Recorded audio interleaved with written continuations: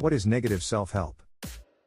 ChatGPT said, ChatGPT negative self-help refers to practices or advice that are intended to be helpful but actually have detrimental effects on an individual's mental or emotional well-being. These practices can reinforce harmful behaviors, beliefs, or mindsets, leading to more harm than good. Negative self-help can manifest in various forms, often masquerading as productive or motivational, but ultimately contributing to stress, anxiety, or self-doubt. Characteristics of negative self-help. Toxic positivity. 1. Overemphasis on positivity. Encouraging relentless positivity and ignoring or suppressing negative emotions can prevent individuals from processing their feelings in a healthy way. 1. This can lead to emotional repression and a lack of authenticity in dealing with life's challenges. 2. Shame around struggle. Imposing the idea that one should always be happy or successful can make people feel ashamed of their struggles, leading to increased stress and feelings of inadequacy. Unrealistic expectations. 1. Overpromising outcomes. Some self-help advice sets unrealistic expectations, promising rapid success, happiness, or transformation. 1. When individuals inevitably fall short of these ideals, they may experience a sense of failure or self-blame. 2. All or nothing thinking. Promoting a mentality that there's only one path to success or that failure to achieve certain goals equates to personal failure can be damaging. 2. This rigid thinking can lead to disappointment and decreased self-worth. Overemphasis on self-reliance. 1. Neglect of social support. Some self-help ideologies stress extreme self-reliance, suggesting that seeking help from others is a sign of weakness. 1. This can isolate individuals and deprive them of necessary social support, which is crucial for mental health. 2. Ignoring structural barriers. By focusing solely on individual effort and mindset, some self-help advice ignores structural and societal barriers that affect a person's ability to succeed. 2. This can lead to frustration and a sense of helplessness when people are unable to overcome obstacles beyond their control. Perfectionism. 1. Striving for perfection. Encouraging people to constantly strive for perfection can lead to burnout, anxiety, and a sense of never being good enough. 1. Perfectionism is often linked to negative self-talk and can hinder personal growth rather than promote it. 2. Fear of failure. By framing failure as something to be avoided at all costs, negative self-help can create a fear of trying new things or taking risks, which are often essential for learning and growth. Quick fix mentality. 1. Instant gratification. Promoting quick fixes or hacks for complex life challenges can be misleading. 1. It can create a dependency on superficial solutions that don't address the root causes of problems, leading to temporary relief but long-term dissatisfaction. 2. Superficial solutions. Focusing on surface-level changes rather than deep, meaningful personal development can lead to a cycle of constantly seeking new solutions without ever addressing the underlying issues. Negative comparisons. 1. Unhealthy comparisons. Encouraging individuals to compare themselves to others, especially through social media or idealized success stories, can lead to feelings of inadequacy. 1. This can erode self-esteem and create unrealistic standards for success or happiness. 2. Imposter syndrome. Some self-help content inadvertently fosters imposter syndrome by making people feel like they're not doing enough or that they don't deserve their achievements because they don't measure up to idealized standards.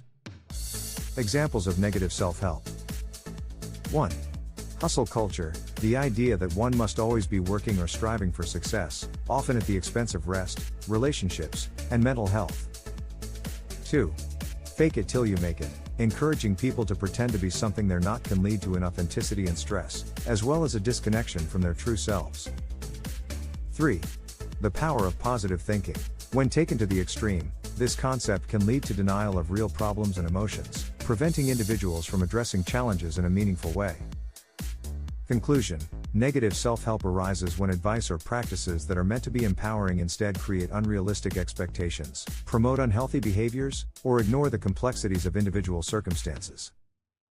It's important to approach self-help with a critical eye, focusing on advice that promotes balance, authenticity, and holistic well-being rather than quick fixes or extreme ideals.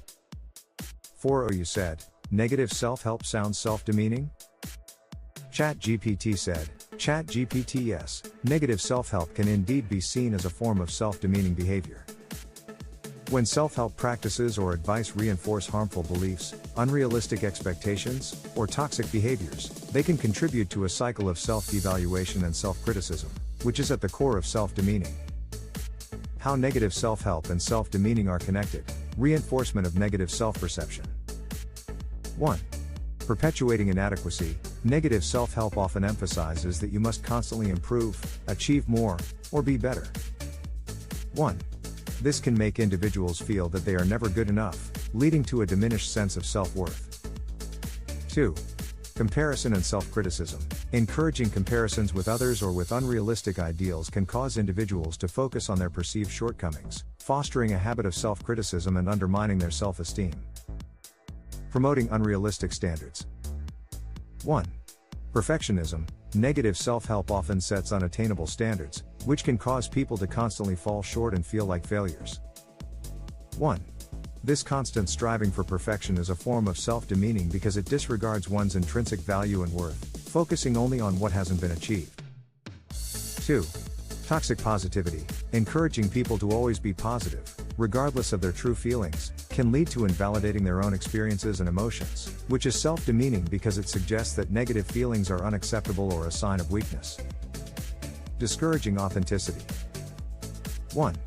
Fake it till you make it. This kind of advice can lead people to suppress their true selves in favor of projecting an image that they think is more acceptable or successful. 1. Over time, this can create a disconnect between who they are and who they feel they should be, leading to feelings of inadequacy and self-demeaning thoughts.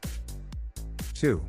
Denial of problems. Negative self-help might encourage individuals to ignore or deny real problems by focusing solely on positive thinking or superficial solutions. 2. This can prevent them from addressing deeper issues, leading to frustration and a sense of failure. Exacerbating self-blame. 1. Ignoring external factors. When self-help advice suggests that success or happiness is purely a matter of individual effort, it can lead to self-blame if things go wrong. 1. This can be self-demeaning because it ignores external factors like social, economic, or environmental influences that might be affecting a person's situation. 2.